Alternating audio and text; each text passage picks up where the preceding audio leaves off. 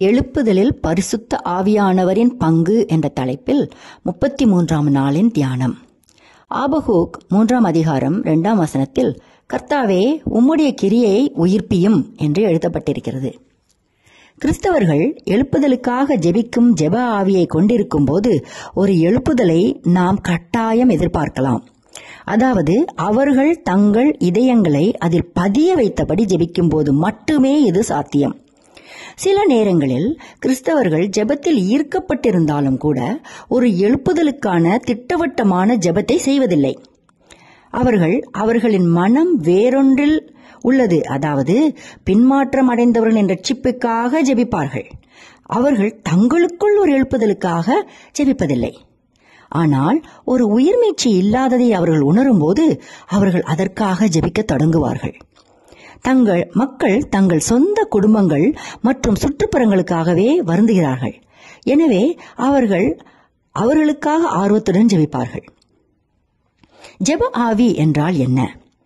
இது வார்த்தைகள் மற்றும் அநேக விண்ணப்பங்களா? இல்லை. ஜெபம் என்பது இதயத்தின் நிலை. ஜெப ஆவி என்பது பாவிகளின் ரட்சிப்புக்கான தொடர்ச்சியான விருப்பம் மற்றும் ஏக்கம். அது ஒருவரை எடை போடும் விஷயமாக கூட இருக்கலாம். மனதின் தத்துவத்தை பொறுத்த வரையில் ஒருவன் சில உலக நலன்களை பற்றி கவலைப்படுவதைப் போலதான் இந்த ஜெப உணர்வை கொண்ட ஒரு கிறிஸ்தவர் ஆத்துமாக்களுக்காக அக்கறை கொள்கிறார்.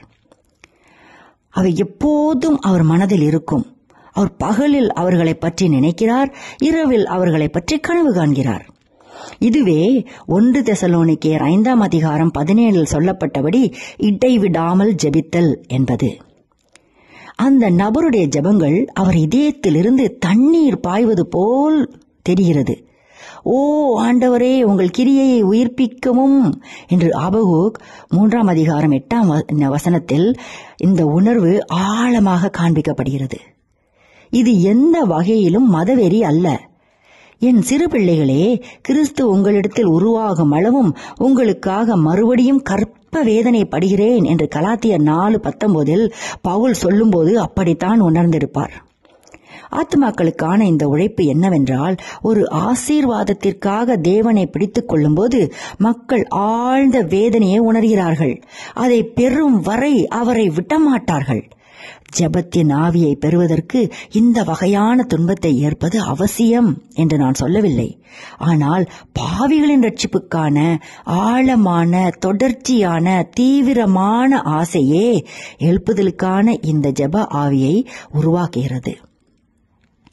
இந்த விருப்பம் திருச்சபைக்கு இருக்கும்போது ஆவியானவர் பாவத்தால் வருத்தப்படாத பட்சத்தில் கிறிஸ்தவர்களின் எழுப்புதல் எப்போதும் இருக்கும். பொதுவாக பாவிகளை இயேசுவுக்காக மாற்றுவது இதில் அடங்கும். ஒரு கிறிஸ்தவ போதகர் ஒருமுறை தனது மக்களிடையே ஏற்பட்ட ஒரு எழுப்புதலை பற்றி இப்படி கூறினார். அது சபையில் ஒரு வைராக்கியமும் பக்தியுமான பெண்ணுடன் தொடங்கியது. அவள் பாவிகளை பற்றி கவலைப்பட்டு அவர்களுக்காக ஜெபிக்க ஆரம்பித்தாள். அவள் ஜெபித்தாள். அவளுடைய துயரம் அதிகரித்தது. இறுதியாக அவள் தன் போதகரிடம் சென்று அவரிடம் பேசி ஒரு சுவிசேஷ கூட்டத்தை திட்டமிடும்படி வேண்டிக் கொண்டாள். அது தேவை என்று உணர்ந்தாள். ஆனால் போதகர் அந்த தேவையை உணராததால் அவர் அவளை தள்ளி வைத்தார். அடுத்த வாரம் அவள் மீண்டும் வந்தாள். மீண்டும் அதை குறித்து பேசினாள். தேவன் தம்முடைய ஆவியை ஊற்றப் போகிறார் என்று அவள் உணர்ந்ததால் மக்கள் வருவார்கள் என்று அவளுக்கு தெரியும். ஆனால் போதகர் அவளை மீண்டும் ஒருமுறை தள்ளி வைத்தார். இறுதியாக அவள் போதகரிடம், நீங்கள் கூட்டத்தை திட்டமிடவில்லை என்றால் நான் இறந்து விடுவேன், ஏனென்றால் ஒரு எழுப்புதல் ஏற்பட போகிறது என்று கூறினாள். அடுத்த ஞாயிற்றுக்கிழமை போதகர் ஒரு சுவிசேஷ கூட்டத்தை திட்டமிட்டார். தனது ஆத்மாவின் ரட்சிப்பு பற்றி யாரேனும் அவருடன் பேச விரும்பினால் அவர்களை சந்திப்பேன் என்று மட்டும் கூறினார். போதகருக்கோ தங்களுடைய ஆத்மாக்களை குறித்து அக்கறை கொண்டவர்கள் இருக்கிறார்களா இல்லையா என்பது கூட தெரியவில்லை. ஆனால் அவர் நியமிக்கப்பட்ட இடத்திற்கு சென்றபோது ஏராளமான மக்கள் ஆர்வத்தோடு வந்திருப்பதைக் கண்டு ஆச்சரியப்பட்டார். ஒரு எழுப்புதல் ஏற்பட போகிறது என்று அந்த பெண்ணுக்கு ஏற்கனவே தெரியும் என்று நீங்கள் நினைக்கிறீர்களா? இது ஒரு புதிய வெளிப்பாடு என்று கருதுகிறீர்களா? அல்லது இது பழைய வெளிப்பாடுதான் என்று நினைக்கிறீர்களா? நீங்கள் இதை எப்படி வேண்டுமானாலும் எடுத்துக்கொள்ளலாம்.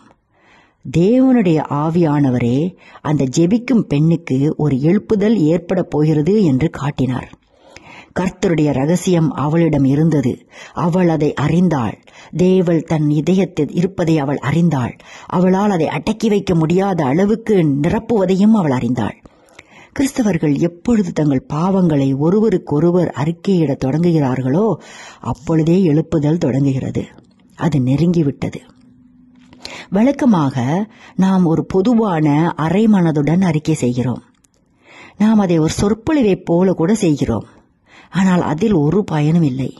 உண்மையாக உடைக்கப்பட்டு பாவத்தை அறிக்கை செய்வது இதயத்திலிருந்து ஊற்றப்படும் போது வெள்ள கதவுகள் விரைவில் திறக்கப்படும். மேலும் ரட்சிப்பு எல்லா இடங்களிலும் பாயும். ஒரு எழுப்புதலை நாம் எப்பொழுது எதிர்பார்க்கலாம்? கிறிஸ்தவர்கள் அதை தொடர தேவையான தியாகங்களை செய்ய தயாராக இருக்கும்போது மட்டுமே நாம் ஒரு எழுப்புதலை எதிர்பார்க்கலாம். அவர்கள் இந்த வேலைக்காக தங்கள் உணர்வுகளை, தங்கள் தொழிலை மற்றும் நேரத்தை தியாகம் செய்ய தயாராக இருக்க வேண்டும். ஊழியர்கள் தங்கள் ஆற்றலை செலவிட தயாராக இருக்க வேண்டும். ஊழியர்கள் தங்களுடைய எளிய மற்றும் உண்மையுள்ள பேச்சின் மூலம் மனம் திரும்பாதவர்களை புண்படுத்த தயாராக இருக்க வேண்டும். ஒருவேளை அது மனம் திரும்பாத திருச்சபையின் பல உறுப்பினர்களை புண்படுத்தக்கூடும். என்ன விளைவுகள் ஏற்பட்டாலும் எழுப்புதலை குறித்து அவர்கள் ஒரு உறுதியான நிலைப்பாட்டை எடுக்க வேண்டும்.